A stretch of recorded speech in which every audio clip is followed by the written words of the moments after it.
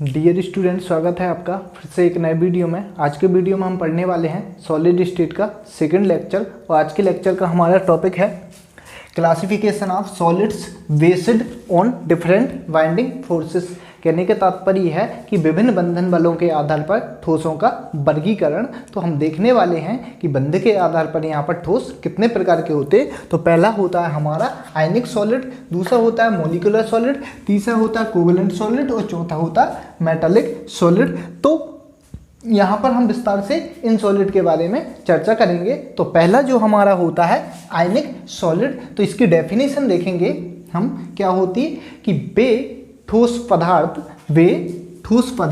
जिनकी संरचनात्मक इकाई क्या होती है, धनायन तथा ऋणायन होती है तथा कैटायन तथा एनायन होती है तथा जिनमें आयनिक बॉन्ड पाया जाता है। कौन सा बॉन्ड पाया जाता है? आयनिक बॉन्ड पाया जाता है, उन्हें हम आयनिक सॉलिड कहते हैं। फॉर एग्जाम्पल के लिए यहाँ पर हम देखेंगे sodium chloride, caesium chloride, silver chloride, potassium nitrate, zinc sulphide, sodium bromide, ये सभी जो कंपाउंड हैं यहाँ पर ये सभी कैटायन तथा एनायन से मिलकर बने हुए होते हैं। जैसे सोडियम जो क्लोराइड है वो सोडियम कैटायन तथा क्लोरीन का ये एनायन है, मतलब ये Na+ तथा Cl- से मिलकर बने हुए होते हैं तथा इनके बीच में जो बॉन्ड पाया जाता है इसको बोलते हैं हम आयनिक बॉन्ड। तो अब यहाँ पर हम इस आयनिक सॉलिड के हम यहाँ पर कैरेक्टर देखेंगे, कैरेक्टरिस्टिक ऑफ आयनिक सॉलिड। तो पहला यहाँ पर हो जाएगा इसका जो कैरेक्टर की है कैटायन तथा एनायन से मिलकर बने हुए होते हैं, ठीक है। दूसरा हो जाएगा कि इनके बीच में जो फोर्स पाया जाता है या जो बॉन्ड पाया जाता है उसको बोलते हैं हम कौन सा, कूलम्ब अट्रैक्शन फोर्स इनके बीच में पाया जाता है। तीसरा हो जाएगा ये जो हम सभी जानते हैं कि NaCl जो है इसको साधारण रूप से हम क्या कहते हैं, नमक कहते हैं और ये हमारे घरों में इसका उपयोग होता है और इसके अंदर जो है वो आयोडीन मिला रहता है या इसमें जो आयोडीन मिला रहता है वो सोडियम आयोडाइड के फॉर्म में इसमें डिजॉल्व रहता है या इसमें मिला हुआ होता है। अब बात करेंगे इसकी जो प्रकृति होती है वो कैसी होती है, ब्रिटल। यदि हम नमक को किसी भी हथौड़े से यदि हम कूटते हैं तो ये क्या हो जाता है, टूट जाता है या यह भंगुर हो जाता है। अब बात करेंगे ये कठोर होने की वजह से इसके मेल्टिंग तथा बॉइलिंग पॉइंट क्या होते हैं, हाई होते हैं। उसके बाद हमारा नेक्स्ट इसके कैरेक्टर हो जाएगा ये नॉन वोलेटाइल होता है। नॉन वोलेटाइल का मतलब ये होता है कि ये अवाष्पशील पदार्थ होता है। यदि हम इसको गर्म करेंगे तो ये भाप में कन्वर्ट नहीं होता। इसका रीज़न ये होता है कि इसकी हीट ऑफ वेपोराइजेशन जो रहता है वो हाई होती है, मतलब वाष्पीकरण की जो एनर्जी वाष्प में कन्वर्ट होने के लिए इसके लिए ज़्यादा एनर्जी की आवश्यकता पड़ती है। नेक्स्ट हमारा यहाँ पर जो कैरेक्टर है वो है पोलर सॉल्वेंट में ये क्या करता है, सॉल्युबिलिटी को शो करता है। जैसे कि हम जानते हैं जो H2O है इसका जो स्ट्रक्चर रहती है इसकी V शेप रहती है, मतलब ये जो पानी जो रहता है वो कैसा रहता है, पोलर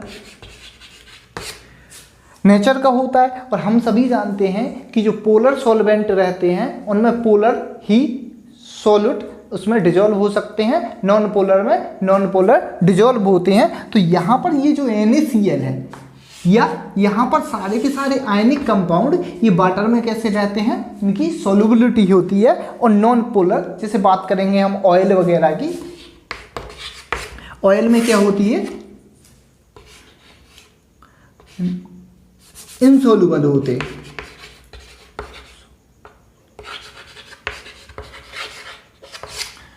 मतलब अघुलनशील होते। इसका कैरेक्टर हो जाएगा कि ये सॉलिड स्टेट में जो रहते हैं वो बेड कंडक्टर का काम करते हैं तथा फ्यूज्ड फेस में ये कंडक्टर का काम करते हैं। कहने का तात्पर्य ये है कि ये सॉलिड फॉर्म में ये विद्युत का परिवहन नहीं करते। क्यों? क्योंकि सॉलिड फॉर्म में जो धनायन तथा ऋणायन है वो मुक्त अवस्था में नहीं होते, लेकिन यह गलत अवस्था में ये फ्री होते हैं। यदि हम NaCl या नमक का ये एक पार्टिकल है, यदि इसमें हम करंट फ्लो कराएं माइनस और इस साइड ये प्लस, तो इसमें से करंट फ्लो नहीं होगा। लेकिन इसको किसी भी हम जैसे किसी भी पात्र में पानी लेकर इसमें NaCl डालेंगे तो ये Na प्लस तथा Cl माइनस में टूट जाएंगे। तो अब इसमें से करंट फ्लो कराएंगे तो ये कैटायन तथा एनायन के माध्यम से इसमें से करंट फ्लो होने लगता है। हमारा सेकंड टाइप है मॉलिक्यूलर सॉलिड। तो हम देखते हैं मॉलिक्यूलर सॉलिड की डेफिनेशन क्या होती है कि वे ठोस पदार्थ जिनकी रचक इकाई या जिनकी स्ट्रक्चरल जो यूनिट होती है वो मॉलिक्यूल होती है तथा जिनमें वैन डर वाल्स बल पाया जाता है या वैन डर वाल्स फोर्स पाया जाता है, उसे हम मॉलिक्यूलर सॉलिड कहते हैं। फॉर एग्जाम्पल के लिए आयोडीन सॉलिड, मीथेन और या आइस की बात करेंगे यहाँ पर बर्फ, ये इस प्रकार के ETC और भी हो सकते हैं। अब बात करते हैं कि यह मॉलिक्यूलर जो सॉलिड होते हैं वो 3 प्रकार के होते हैं। पहला होता है हमारा पोलर मॉलिक्यूलर सॉलिड, दूसरा होता है नॉन पोलर मॉलिक्यूलर सॉलिड और तीसरा होता है हाइड्रोजन बाइंडिंग मॉलिक्यूलर सॉलिड। अब बात करते हैं कि पोलर मॉलिक्यूलर सॉलिड किसे कहते हैं या द्विध्रुव आणविक ठोस बेठोस पदार्थ, ठीक है, बेठोस पदार्थ जिनमें डाइपोल बाइंडिंग फोर्सेस पाया जाता है। जैसे फॉर एग्जांपल के लिए सॉलिड या ठोस कार्बन मोनोऑक्साइड में कौन सा फोर्स पाया जाता है, डाइपोल बाइंडिंग फोर्स पाया जाता है। सेकंड हो जाएगा हमारा नॉन पोलर मॉलिक्यूलर सॉलिड जिसमें लंडन फोर्स पाया जाता है। जैसे मान लो सॉलिड CO2, इस ठोस कार्बन डाइऑक्साइड को हम शुष्क बर्फ भी कहते हैं। अब बात करते हैं हमारा थर्ड वाला हो जाएगा हाइड्रोजन बाइंडिंग मॉलिक्यूलर सॉलिड जिसमें हाइड्रोजन बॉन्ड पाया जाता है। जैसे NH3 सॉलिड फॉर्म में, H2O वाटर जो है सॉलिड फॉर्म में, या यहाँ पर बात करेंगे हम किसकी, आइस की, या NH3 जो रहता है, या HF हाइड्रोजन फ्लोराइड। इन तीनों में हाइड्रोजन बॉन्ड पाया जाता है, लेकिन इनकी फेस कौन सी होना चाहिए, सॉलिड फॉर्म में।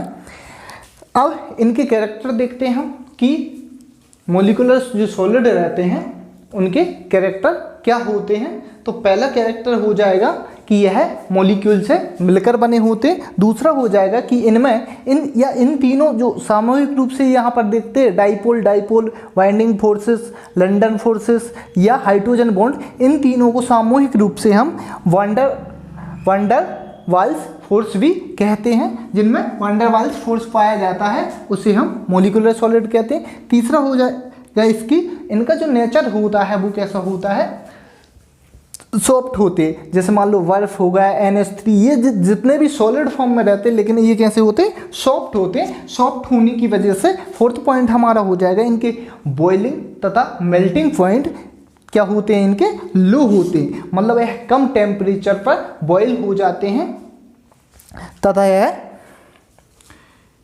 मेल्ट हो जाते हैं। अब उसके बाद नेक्स्ट हो जाएगा, यदि हम इनको गर्म करते हैं, जैसे आइस को यदि हम गर्म करेंगे तो ये वेपर में कन्वर्ट हो जाता है। NH3 की बात करेंगे या सॉलिड NH3 को हम गर्म करेंगे तो ये किस में कन्वर्ट हो जाता है, गैस में कन्वर्ट हो जाता है। इसलिए ये वोलेटाइल होते। ऐसा क्यों होता है, क्योंकि इनकी हीट ऑफ वेपोराइजेशन क्या होती है, लो होती है। मतलब भाप में कन्वर्ट होने के लिए इनको कम एनर्जी में की ज़रूरत पड़ती है।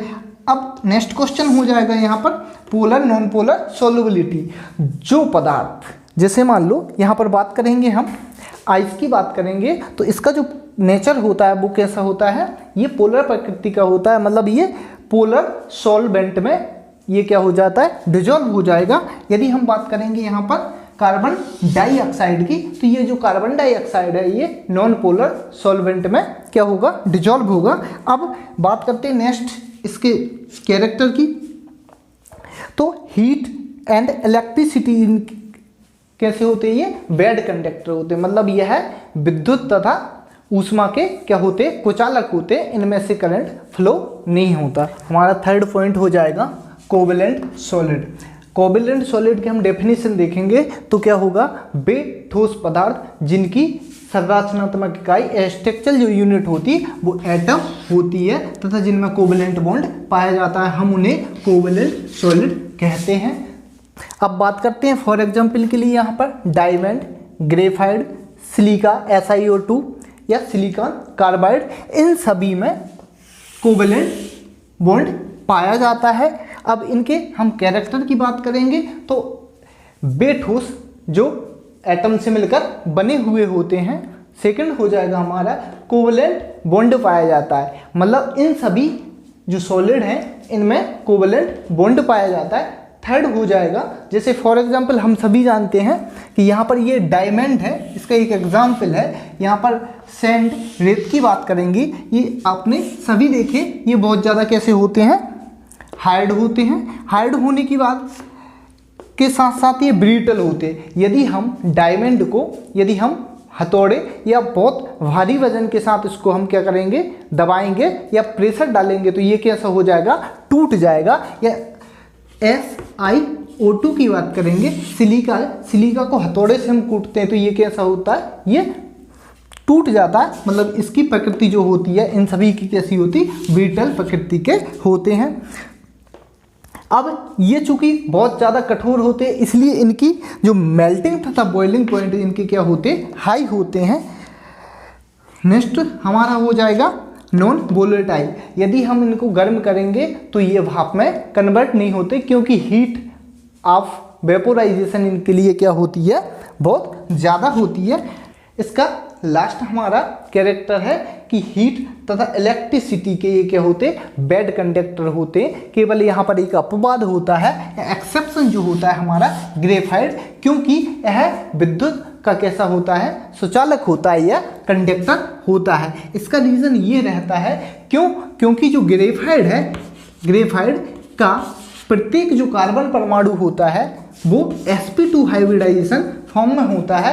कहने का तात्पर्य ये है, ग्रेफाइट के प्रत्येक कार्बन के पास एक मुक्त इलेक्ट्रॉन होता है जिसकी वजह से यह इसमें से क्या, कंडक्टर का कार्य करता है। अब बात करते हैं इसकी मुलायम होने की वजह से, क्योंकि इसकी जो स्ट्रक्चर होती है वो कैसी होती है, परतों या फेस के रूप में होती है, जिससे एक फेस दूसरी फेस के ऊपर मूव करती है, इसलिए मुलायम होता है। इसकी हेक्सागोनल इस तरीके से स्ट्रक्चर होती और यहाँ पर कार्बन एटम होती और इन प्रत्येक कार्बन के पास एक एक मुक्त इलेक्ट्रॉन होने की वजह से ये इलेक्ट्रिसिटी का क्या करता है, ये कंडक्टिविटी को शो करता है या कंडक्टर का काम करता है। अब ये एक फेस बनाता है, इसके ऊपर दूसरी फेस रहेगी तो ये क्या है, फेस है, फिसल जाती है, इसलिए ग्रेफाइट यहाँ पर मुलायम होता है। बाकी के जितने भी सॉलिड होते हैं वो कैसे होते हैं, बहुत ज़्यादा हार्ड होते हैं। नेचर में केवल डायमंड एक ऐसा सॉलिड है जिसकी हार्डनेस सबसे ज़्यादा होती है। हमारा लास्ट जो टाइप है वो है मेटालिक सॉलिड। तो हम देखते हैं मेटालिक सॉलिड के बारे में, किसे कहते हैं, तो वे ठोस पदार्थ जिनकी संरचनात्मक इकाई या स्ट्रक्चरल जो यूनिट होती है वो मेटल एटम होती है तथा जिनमें मेटालिक बॉन्ड पाया जाता है, हम उन्हें मेटालिक सॉलिड कहते हैं। फॉर एग्जाम्पल के लिए iron, nickel, copper, silver, gold, tungsten, osmium, sodium, caesium, इस प्रकार की सभी जो मेटल हैं वो मेटालिक सॉलिड के अंतर्गत आती हैं। अब हम इनके कैरेक्टर की बात करेंगे तो यहाँ पर कुछ कैरेक्टर लिखे हुए, तो हम इनके बारे में देखते हैं। तो इसका पहला जो कैरेक्टर है कि धात्विक ठोस किसे कहते हैं या मेटालिक सॉलिड किसे कहते हैं, वे ठोस जिनकी जो रचक इकाई है वो धातु परमाणु होती है या मेटल एटम से मिलकर बने होते हैं। सेकंड हो जाएगा हमारा जिनमें मेटालिक बॉन्ड पाया जाता है तथा इन सभी धातुओं में धात्विक बॉन्ड पाया जाता है। तीसरा हो जाएगा ये सॉफ्ट तथा हार्ड होती हैं, जैसे कुछ धातुएं जैसे सोडियम, पोटेशियम, सीजियम, इस प्रकार की जो धातुएं रहती हैं ये कैसी होती हैं, बहुत ही मुलायम होती हैं। अब बात करेंगे जैसे टंगस्टन, ऑस्मियम, इस प्रकार की जो मेटल हैं ये बहुत ही हार्ड होती हैं या बहुत ही कठोर होती हैं। अब यदि हम वे सभी धातुएं जो कैसी होती मुलायम होती हैं या सॉफ्ट होती हैं, उनके मेल्टिंग तथा बॉइलिंग पॉइंट कैसे होते लो होते हैं। लेकिन वे सभी मेटल जैसे गोल्ड वगैरह Au, Ag, इनके बॉइलिंग तथा मेल्टिंग पॉइंट कैसे होते हैं हाई होते हैं। अब बात करते हैं इनकी वेपोराइजेशन की या वाष्पीकरण की। तो ये जो वाष्पीकरण या वेपोराइजेशन जो होता है इनमें लो से हाई होता है।